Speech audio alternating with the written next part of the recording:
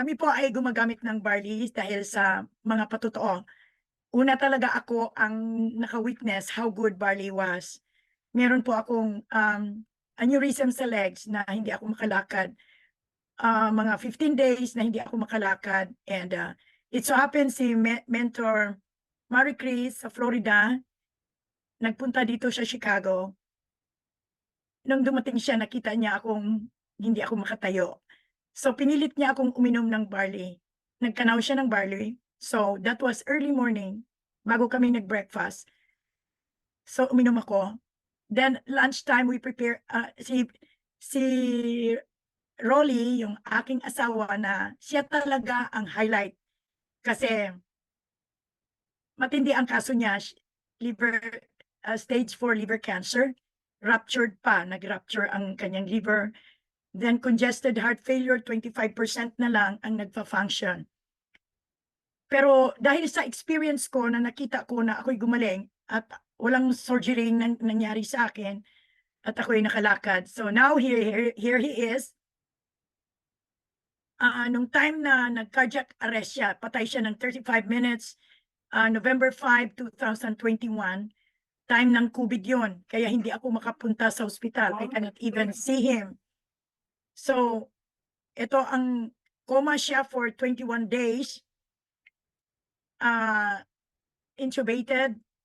So, ang declaration sa hospital is no more chance to survive. Kung titingnan ninyo ang result ng ng discharge, nakalagay dyan, cardiac arrest. So, cardiac arrest patient siya. So, admission condition was very poor. Kahit nung discharge siya, he was still in the critical condition. Pero hindi, gusto nilang ilagay siya sa hospice facility. Hindi po ako pumayag. Sinabi ko, kung i-hospice ang asawa ko, he must be hospice at home. So kung tingnan ninyo ang disposition, it's already hospice at home.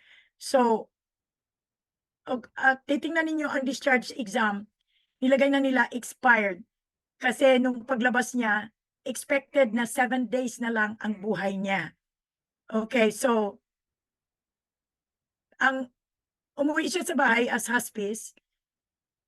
At pagdating niya sa bahay, do you still have the slide? Do you still have the picture nung Mens Rene?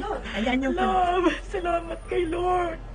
Yeah, salamat kay Lord. yan yung time Salamat kay Lord. na tinawag nila ako to Amen, sign the Panginoon. waiver kasi Salamat sabi sa iyo, nila nabubuhay na lang daw sa Panginoon. machine. Gagaling ka So, na, nung love. Gagaling ka na. pasok, Amen. ready na yung papel na aking waiver na Amen. pirmahan ko. Oh, salamat Nahingi sa ako ng Panginoon. time Salamat, to Lord, pray. sa kaligtasan ni So actually, Rolly. I prayed for him. Then dumilat Buong siya. church na Kung titingnan niya, dumilat ang kanyang mata. That was the first time na nakita nila salamat sa na naging Panginoon, love. active siya. Love, narinig mo ako, Ah, no? Narinig Mentor Rene, can you show the time when umuwi siya sa Love, bahay? salamat sa Panginoon, Lord. Nung umuwi siya, ito yung ano niya, anong tawag nito? Ito yung bed sore niya, no?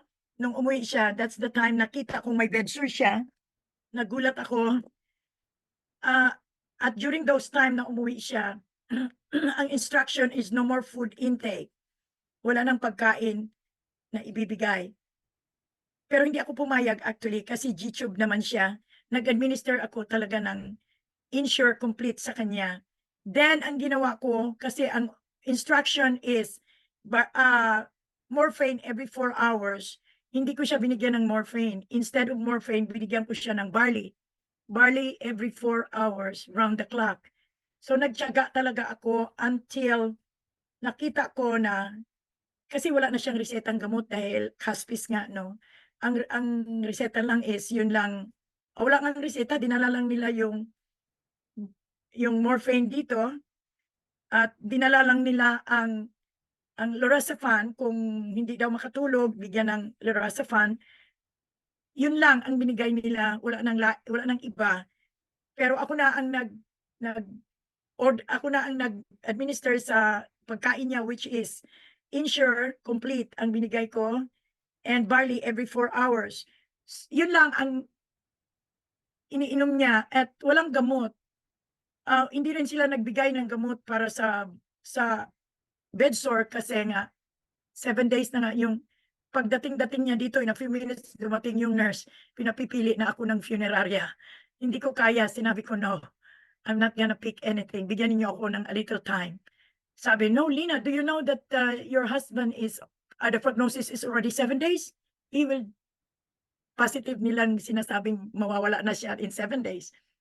Sinabi ko, "Let's see." So, ang nangyari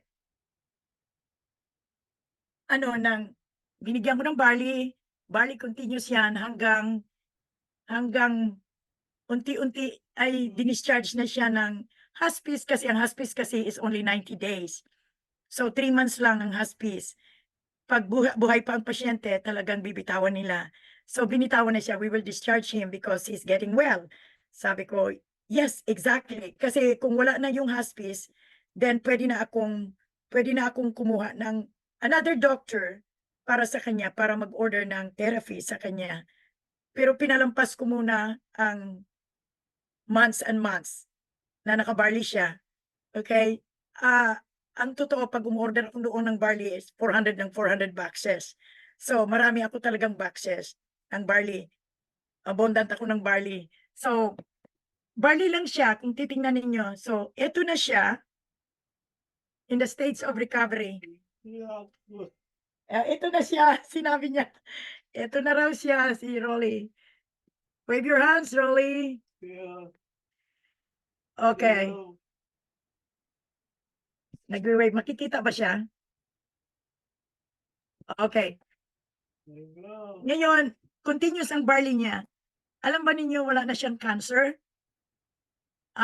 Ang liver enzyme is perfect at ang kanyang heart is, well, perfectly functioning.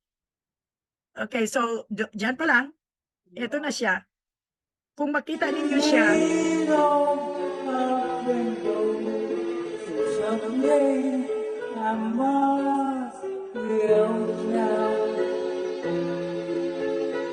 okay. Alright. Oh, praise God, ang dami palang picture diyan. Okay, no. So, eto naman yung bata, okey, kung titingnan ninyo wala na ring pag-asa itong bata.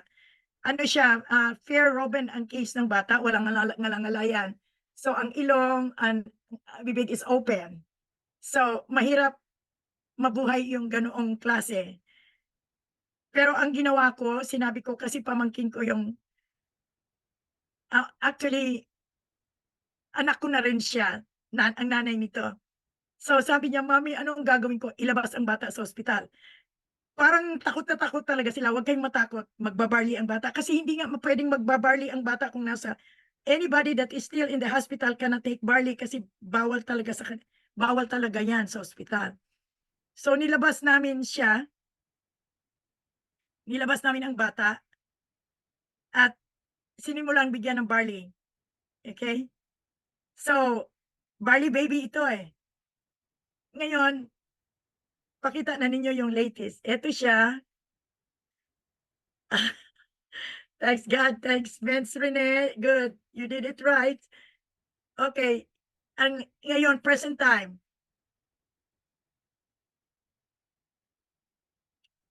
Ayan na siya. Okay, this is barley baby. Gatas lang at barley ang binibigay sa kanya. So isipin ninyo yan, nako-correct yung Ruben dahil sa barley. So maraming magagawa talaga ang barley. Hindi lang pala pumapatay ng cancer, pumapatay ng infection, hindi lang pala yun. Kayang-kayang mag-repair ang barley. Hindi man I mean, it's hard to believe on that, pero makikita ninyo talaga ang patotoo. Now,